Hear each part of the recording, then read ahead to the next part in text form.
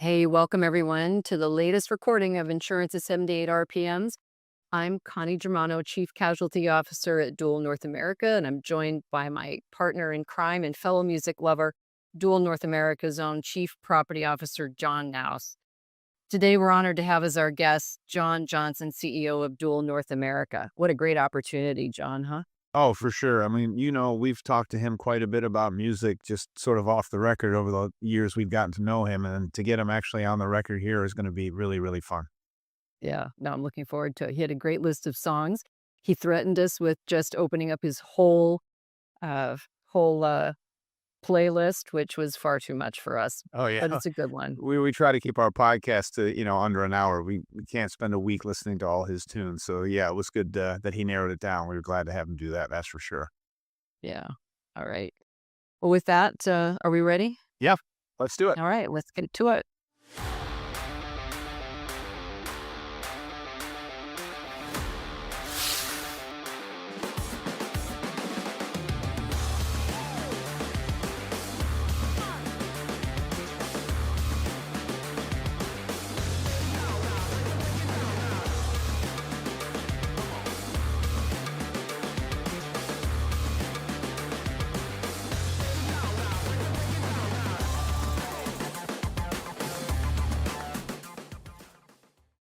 Welcome, everyone, to another edition of Insurance at 78 RPMs. And we're here to welcome today John Johnson, CEO of Dual North America. How are you, John? I'm great. Thank you for having me. Good. Well, Extragus. it's exciting. We all know here that we spent a lot of time talking about music, and so we thought it would be really appropriate to have you on the podcast. So welcome. So we're just going to jump right in and discuss your music choices, and a few insurance topics, and we're just going to start with one of your favorite. Maybe you'll tell the audience if it's your favorite bands. Big Head Todd and the Monsters, founded in 1986 in Denver, Colorado. The song is the Moose Song, and we're going to listen to a little bit of that and then talk about it. Mariah, can you start that, please?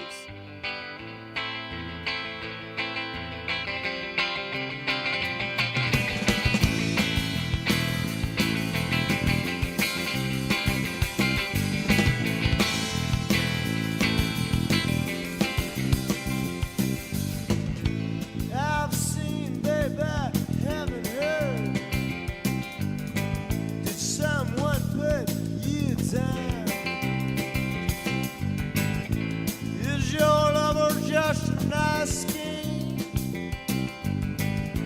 Never did work out. When it hurts inside. Why can't you see it's someone? So, John, the Moose Song, as you know, is off the live album Midnight Radio, released in 1990. Incidentally, some of those songs were recorded in Chicago at the Metro Theater. That's where I saw my first concert with my wife, Denise, Better Than Ezra.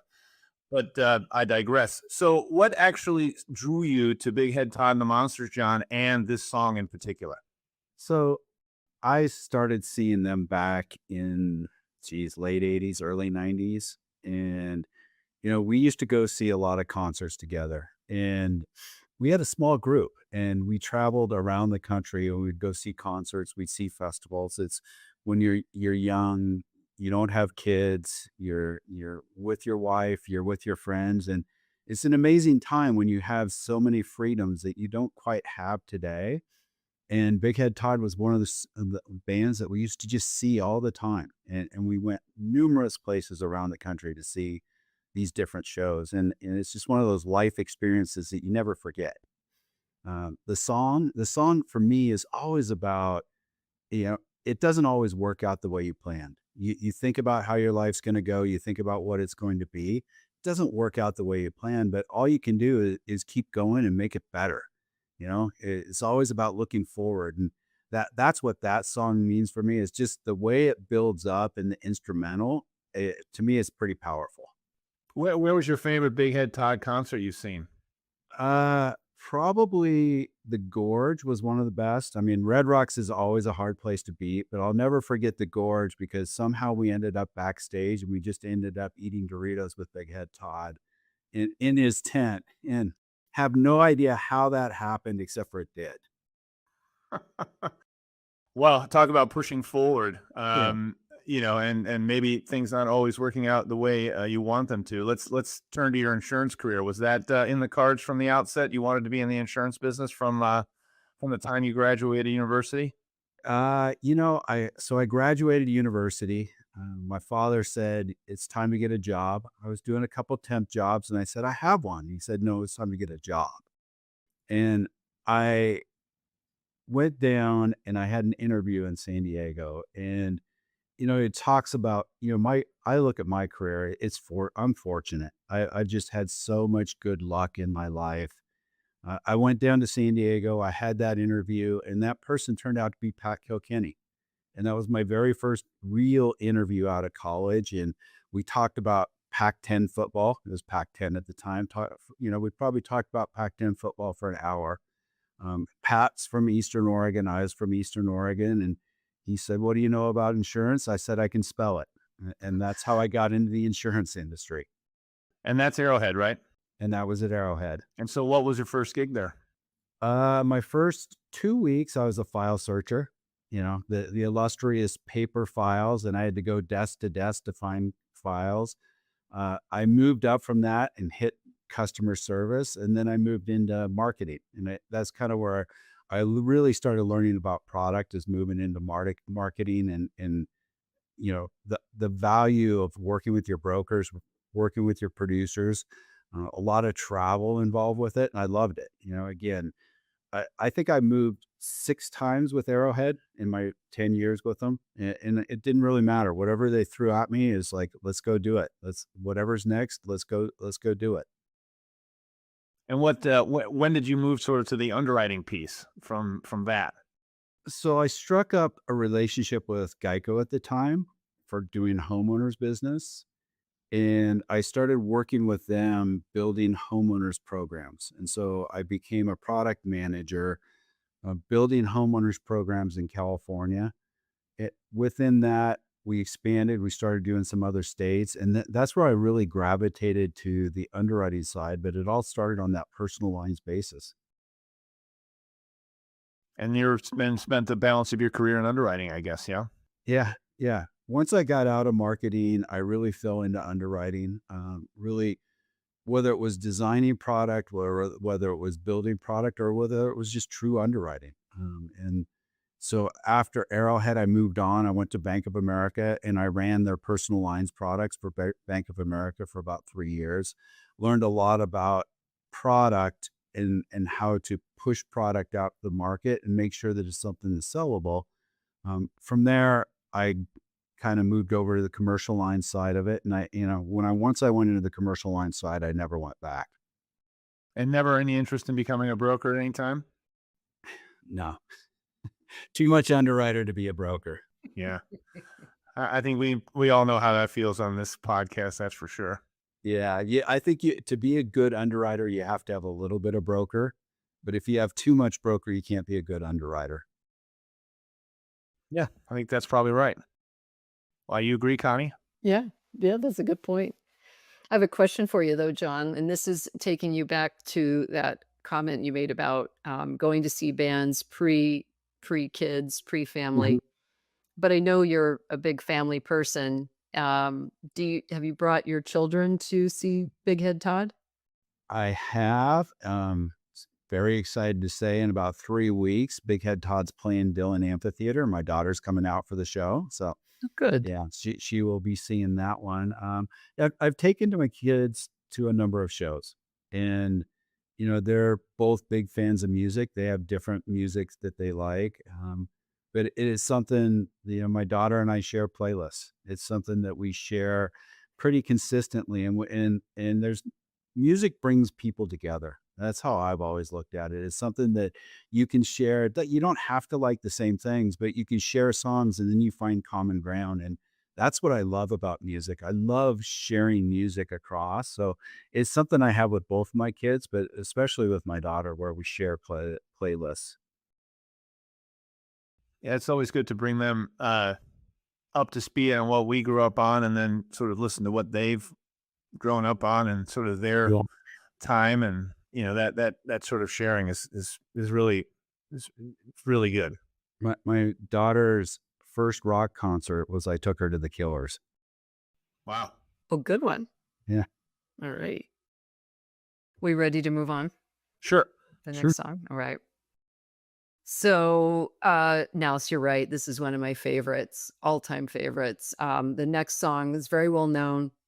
So, Mariah, do you mind playing just a little bit of it because it'll be recognizable immediately?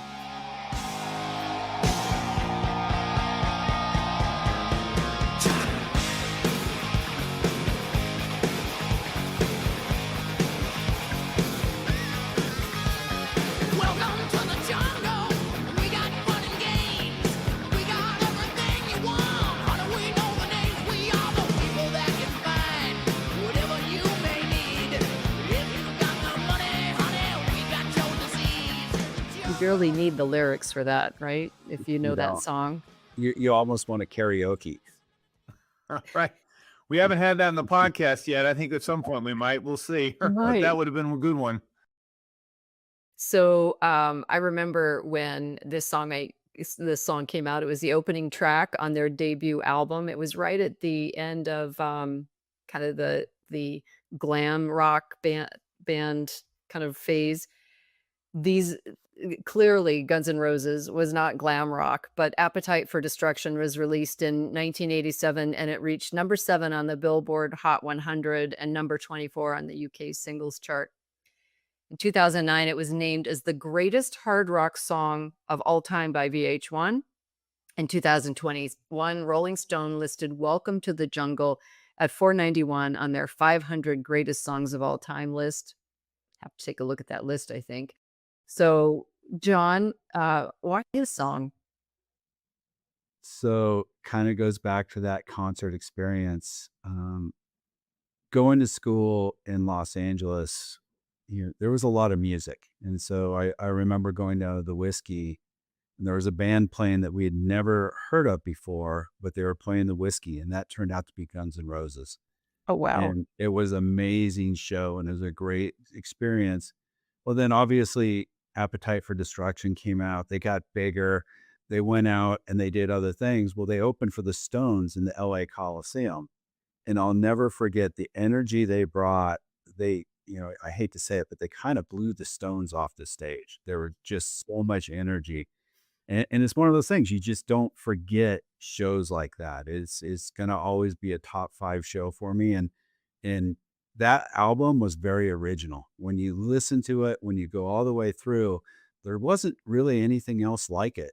It was very very original when it first came out. Well, then you might, considering the Los Angeles roots, then you might understand this comment from Slash. He said the section, "You know where you are. You're in the jungle, baby. You're gonna die." He said it was a very telling lyric, just the stark honesty of it. If you lived in LA and lived in the trenches, so to speak, you could relate to it. That wasn't Yeah. your experience in LA, was it? It was not. I actually never had any problems in LA. I found myself in a couple places where I probably shouldn't have been, but we worked our ways out of that. You know, LA in the 80s, and I'm dating myself here, there were places you didn't want to go, and there were places where it was pretty dangerous. And so when they talk about the jungle, there were places that when you were there, you were like, I probably should leave, because it was definitely a city, like a lot of cities in the 80s that had issues. Wow. Well, not that the insurance industry is a jungle, but what are the kinds of things you think about as you navigate the current insurance industry landscape? I think everybody has to be thinking about climate change and what that means for our business on the property side. That you look at the LA, go back to LA, you look at the fires that they had at the beginning of the year. These are unprecedented. And when you keep using the words unprecedented, you have to realize things are changing. And on the property side, I think that's something we have to be really cognizant of. And, on the casualty side, it really comes back that loss costs are changing, and, the jury verdicts, the nuclear verdicts, all of the things that are happening, you know, our liability books are completely different due to the tort system than they were 10 years ago. So you can say I've been doing it for 20 years, but it's very different from even 5 years ago of how it would be. So I think it's kind of a difference between there's changes in the environment, but there's also just changes in our society that we have to be aware of. And that's our job as professionals, is how do we stay ahead of those things? And do you think the industry as a whole is sort of meeting that challenge? I think we're getting there. You know, people are talking about it more and more. There is no easy answer to any of those things, and that's how we have to think about it. Is this is a puzzle? It's not something that you are just going to be able to say, well, this is the answer, and you're going to be able to solve. It's a puzzle that you're going to have to keep iterating. But I think we're getting better at it because we're having discussions about it. You know, we weren't having the same discussions 7, 8, 9 years ago, especially on the casualty side. It didn't sneak up on us, but it definitely wasn't something that we were talking about as much as we talk about today. I think we thought of it as it's just going to be another cycle for casualty, and Yeah. it's been a very long cycle for casualty. Yeah, it's a different cycle. You know, when we started our insurance careers, $1 million verdict was a lot of money. If you go to a jury pool today and you put our kids on a jury pool and they say, well, would you pay $1 million? Our kids are like, yeah, whatever. It's $1 million.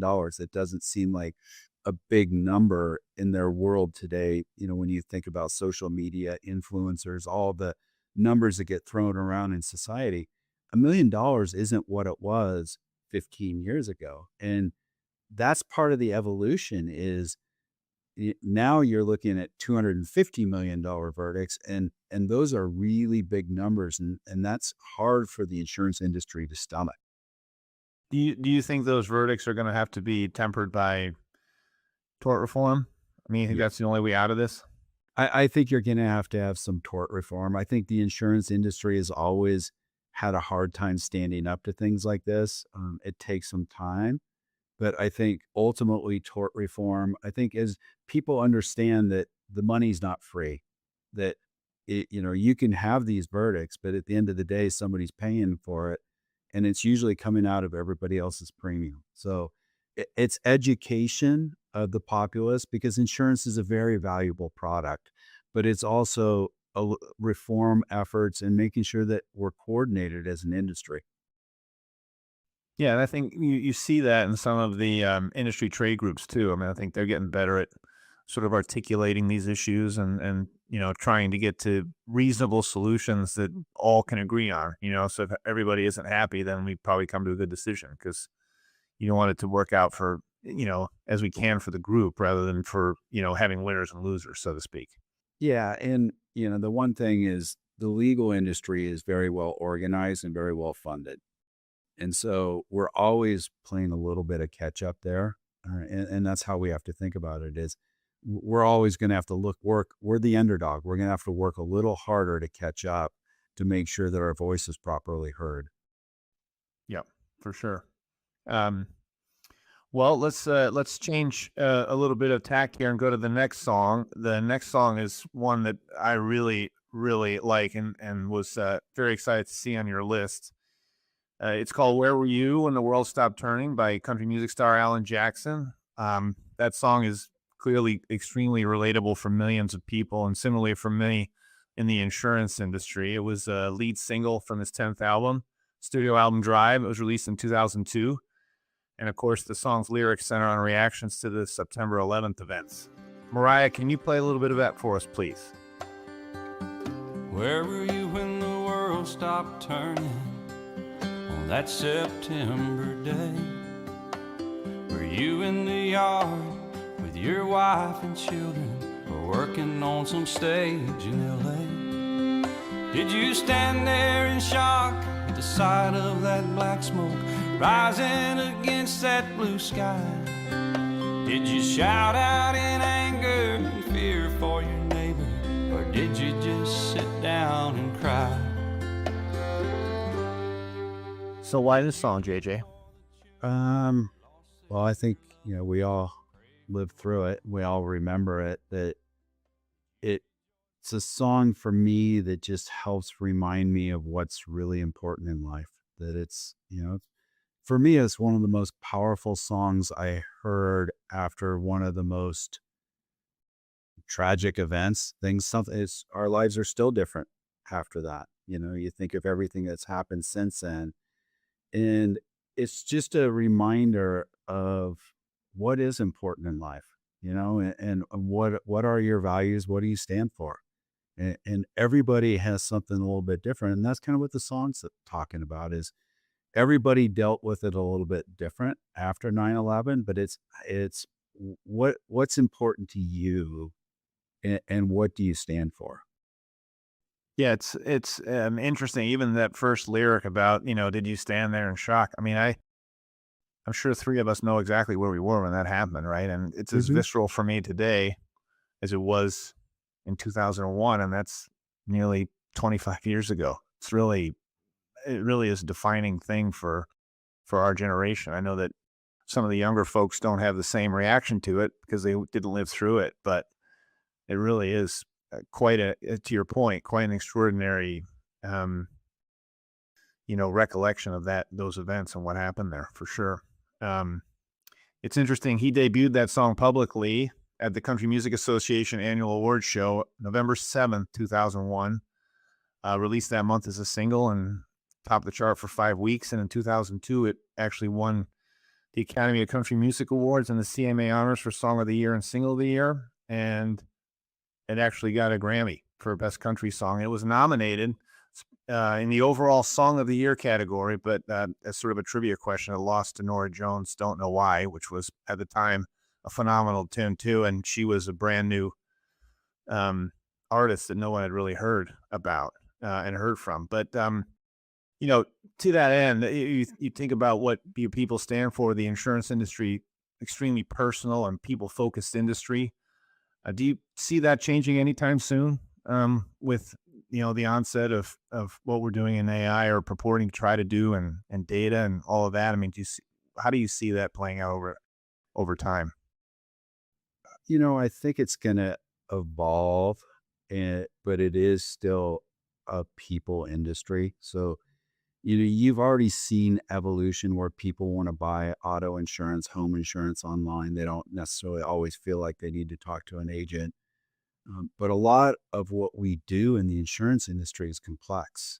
And when there's complexity, people like to talk to a person. People like to understand that there's a subject matter expert in front of them. So I don't see that going away right away. I think it's going to add lot of much needed efficiency to our industry. Our industry has to get a lot of more efficient.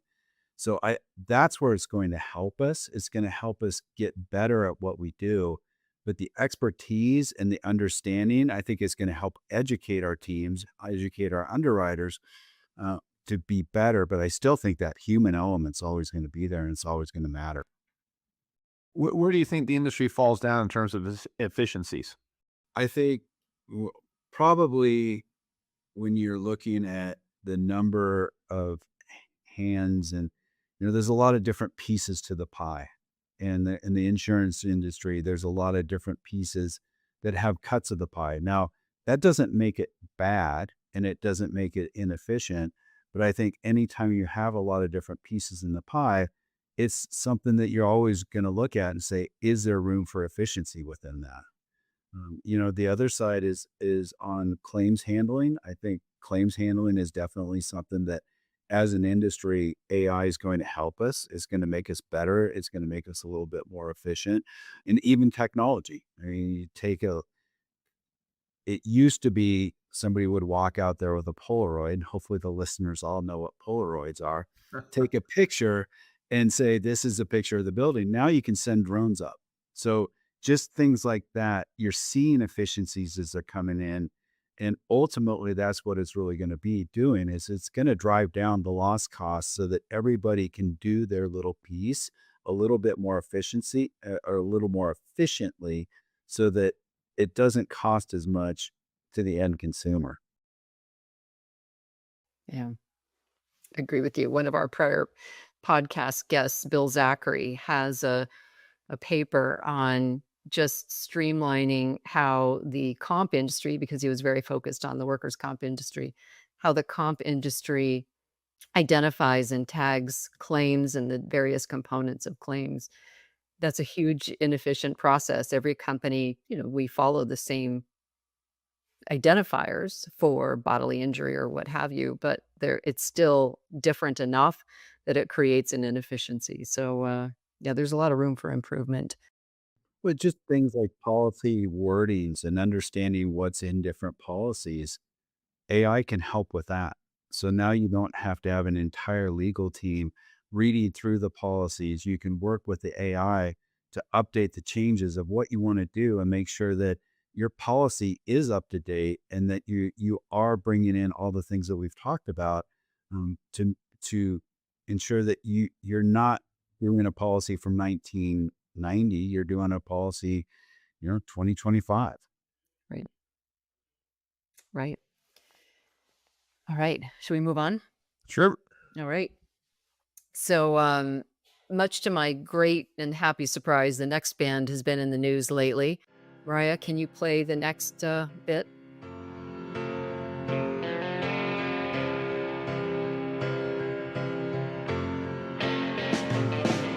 Slip inside the eye of your mind. Don't you know you might find a better place to play? You said that you've never been, but all the things that you've seen. So, I'm sure you recognize the song. It's Don't Look Back in Anger by the English rock band Oasis.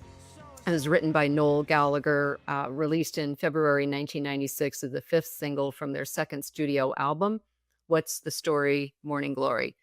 It became Oasis's second single to reach #1 on the UK singles charts, eventually earning a 6-time platinum sales certification in the UK. The first song with lead vocals by Noel, who had previously only sung lead on B-sides. So, fabulous song. Tell me why Great it's song. in your top 10. I think it's just a great song, and it's a band that everybody wanted to be around longer. Now that they're touring again, let's hope they can stay together a little bit longer. But it was just a band that came in, and it came in with a punch, and it was very, very strong in what they were doing. This was always my favorite song that they put out, and is for me is just it was a good catchy song from a band that they were here and then they were gone. And everybody's like, well, why are they gone? Can't you just get along, guys? No. Yeah, no, fairly not. You're brothers. Come on. It was ironic that you said they came in with a punch. Yeah. Exactly. That's so true. Had you seen them live, John? Are they on your list of bands?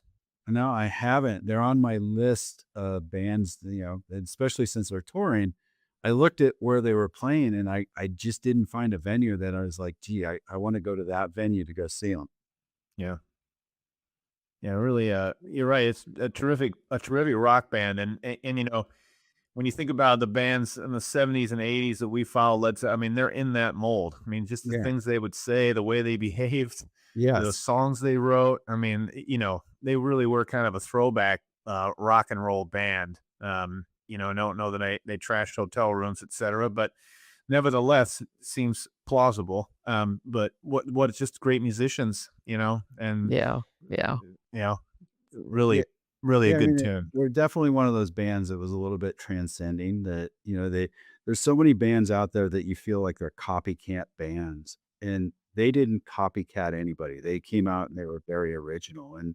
And I think that's difficult today, is to come out with your own original style, your own original music, and find that place where people really like it and gravitate to it, as opposed to you just sound like 6 other bands that came out yesterday.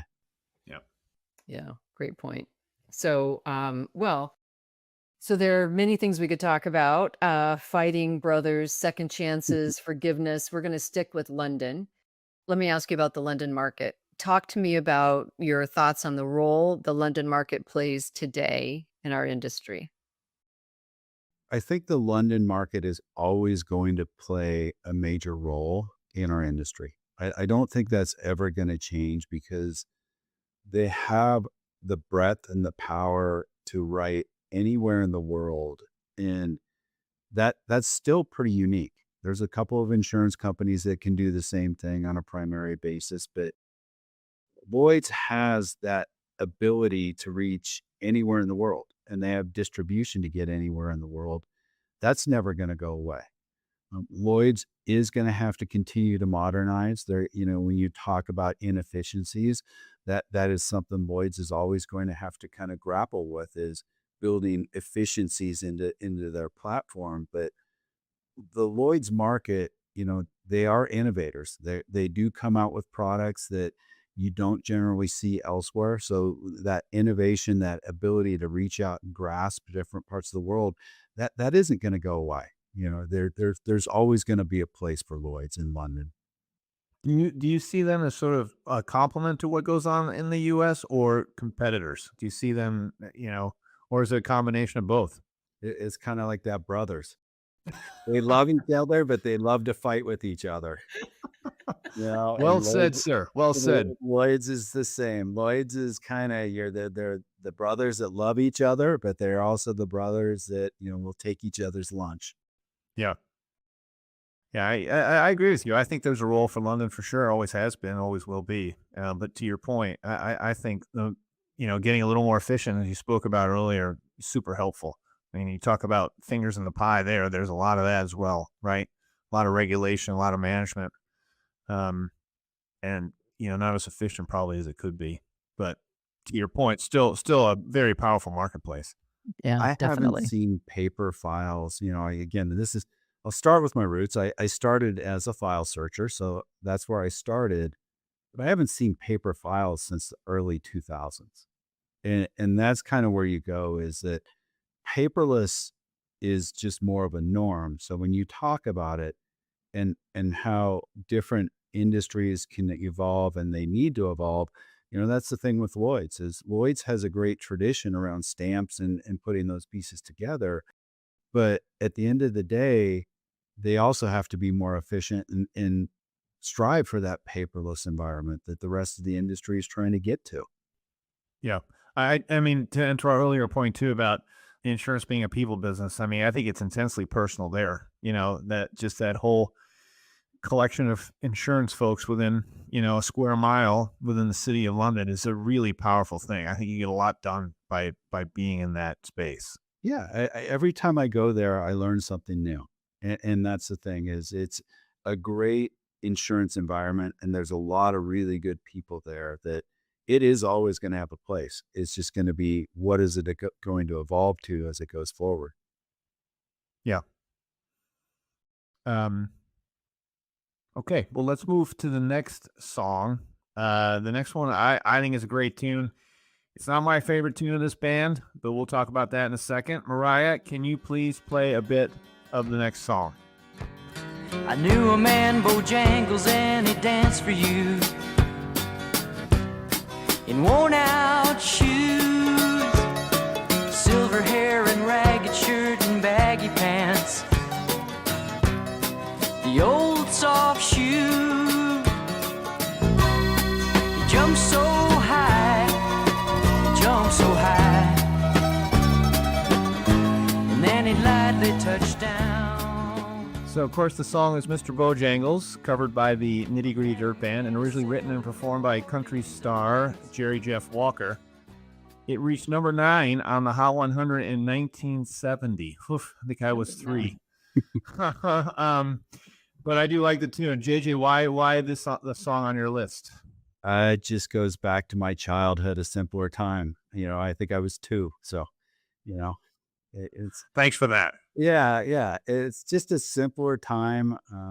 Growing up in the country, and it's just a very soft, simple song that, for me, just have always loved that song.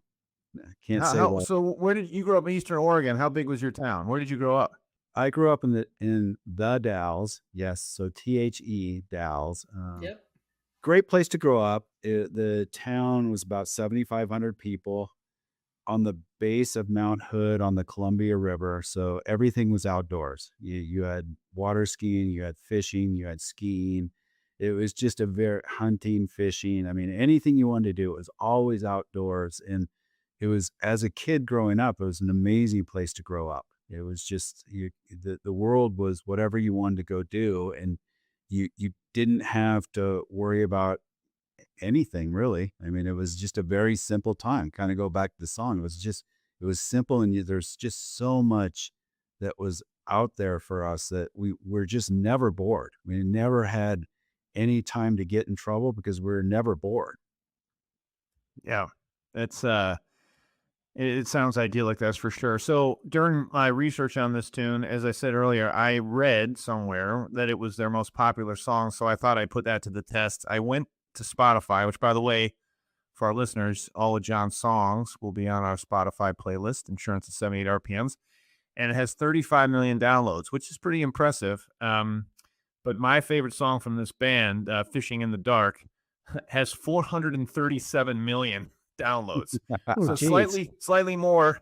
But Yeah. having said that, I do think this song is really great. So the original writer, in additional research, Walker said he was inspired to write it after an encounter with a street performer in a New Orleans jail. While Walker was in jail for public intoxication in 1965, he met a guy who called himself Mr. Bojangles to conceal his true identity from the police.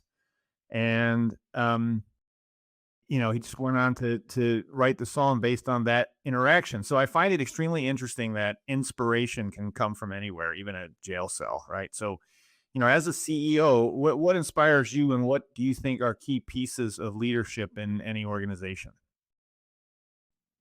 I think trust and transparency are really big, important things that I think in leadership. That as a CEO, you have to be able to demonstrate leadership, but you also have to have trust within your team, within the broader team. So when doesn't matter if it's different carrier partners you work with, broker partners that you work with, you're always, as you said before, this is a people person.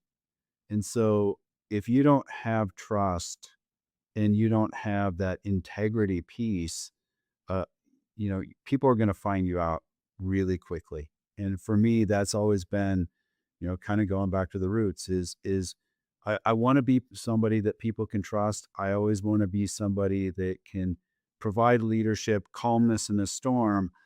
But I also want to be transparent and show this is what we're about, and show that, we have lots of great things that we're doing. And how do you show that to people? Well, you can't show it without that transparency. I think all of those pieces fit together. And with respect to that transparency, which I agree with, when you get into large organizations, it's got to be hard to cascade that down. I mean, how do you think about making sure that transparency gets to the far reaches of your organization? It's always a challenge. I mean, and that's going to be communication. Is you can probably never over communicate. There's things that you can't always communicate, but you can figure out what you can. And communication is a big part of transparency. Is that it doesn't do any good to just lock something in a vault and never talk about it. You have to be able to talk to people, and you have to talk to people because they want to know. And so it's a matter of how do you make sure that you take it to your line leaders? How do you take it to your culture carriers within the company? The people who really are driving the culture. As leaders, we'll drive a little bit of the culture, but that first and second line, they're really going to drive the culture. So if you can communicate effectively with them, they're going to take it out to their teams, and it's really just going to be more of a cascading effect. And when you think about that culture, I mean, what do you want to see out of an organization that you think is successful from a culture perspective? I think, again, kind of going back to that trust. Do people trust the organization? Do people trust the leadership? And winning, it's really, people want to be with a winning team, and that could be your business. That could be your sports team. It can be a lot of different things, but people want to be part of a winning team, and a winning team that does it the right way. So if you do it with integrity, but you grow, you develop, all of a sudden what you're creating is career paths for people, because you're growing, people are growing, everything is growing, but that comes from being able to be part of a winning organization and doing what you need to do to kind of purport that growth. So I want to put you on the spot here, but does that culture require people to be in the office? Ooh. So you're going to put me on the spot. I think people should be in the office. But in fairness, I haven't put in a policy of 5 days a week. I do think people should be in the office more than they should, and more often than they're not in the office. I personally don't like working from home. If I'm not traveling, I'm going to be in an office somewhere. And I don't really care if there's very many people there with me, but I do think it's a healthier environment when people are in the office. Do you agree, Connie? I tend to agree with you, John. Yeah, I think it's an important part. Like to your point, how do you spread that culture? The way you do that is kind of around the water cooler, as we used to say when we were younger. It's around the water cooler, it's going to lunch, it's, a happy hour, it's a coffee. There's so many ways that it kind of just brings people together that you don't get when everybody's signs off of their Zoom call. So if you finish your Teams call, you finish your Zoom call, you don't get that after meeting chat that you get when everybody's sitting in the same room, and you get that banter. And that banter is part of what helps build the relationships. For sure. Yeah. Just to go back with you, John, fishing in the dark was very close. Okay. Oh, Well, I mean, yeah, I'm sure that's probably something you did in Eastern Oregon when you were a kid. So Yeah. I could see why you'd like that tune. Yeah, it's a very close. It's a good one. You could put that one up too. 101A for Nitty Gritty Dirt Band for sure. Are you a fan of that band, Connie? Do you know it? oh I yeah, know you're a do. rocker. Okay. No, I love it. I love it. Don't get me wrong. Okay. Mr. Bojangles is I think I remember probably my mother listening to that more than I did, but we'll leave it there. Thanks, Connie. You aged me. So why don't we end with a song about another one from your list. This is the last one, so you're almost released. Great guitar and great harmonies kind of epitomizes this band. So Mariah, do you mind playing a little bit of the song?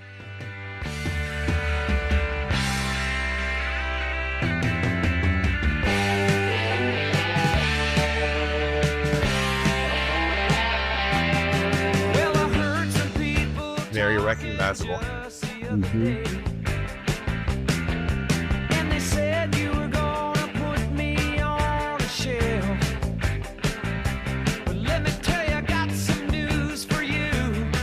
And you soon Well done. So clearly the song's already gone by the Eagles, and we're not quite gone here, but close. So why that song, JJ? Because I couldn't put up Hotel California. I could, but I mean, the harmonizing and the guitar play, as you said, Connie, of the Eagles. Eagles is definitely one of my favorite bands, and I just think that what they've did over the years, and again, as another band that broke up and then came back together, and I'm so happy that they did because I never saw them before they broke up, but I've seen them so many times since they broke up, and even now they don't even have the same members, but they can still play and they can still go out there and really bring on a great show. Did you get a chance to see them before the key members passed away? I did. Yeah. I did. I got to see them before, before they started passing away. Yeah. It's very unfortunate. But even now, when Deacon Fry's out there playing for his dad, Glenn, and when Jackson Brown, who wrote a lot of the songs on some of the different albums, collaborated with them quite a bit when he's playing with them, you bring some of that talent in, and it is still about the guitars and the harmonizing, and it's just a band that, for me, it can survive any cycle. You can always hear an Eagle song for me, unless you're like too big on the Big Lebowski. You can always hear an Eagle song, and it's just going to be something that and you like. It's got a good tune, and you're gonna go with it. For sure. Yeah. You Well, got the reference, didn't you? Yeah. Oh, yeah. that particular song is the opening track from their 74 album On the Border. I played that over and over and over and over again. At the time, Cashbox said that it was the Eagles' best single released to date, calling it a hard rocker driven by the group's incredible harmonies. In his book To the Limit, The Untold Story of the Eagles, Mark Elliott wrote that the song was an out and out rocker. Musically, it sounded like a fuel injected rave up with melodic echoes of both peaceful, easy feeling, yes, and Take It Easy. In 2017, Billboard ranked the song number 9 on their list. 9 is a big number today.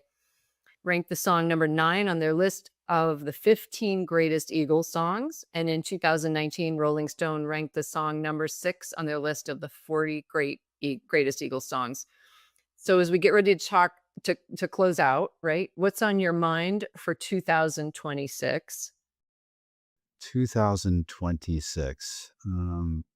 I think we need to get through this hurricane season and understand what that is going to look like, because I think property at this point is hitting that cycle. We just do it to ourselves over time. We always seem to find the way that we find that place where we're profitable, and then there's not a lot of an events, and we find the place where we're going to push it down and test the limits. And it feels like 2026 is going to be that way for property, because we're, right now, knock on wood, we don't have any major hurricanes, and hopefully we get through this season where we don't have a lot of major hurricanes.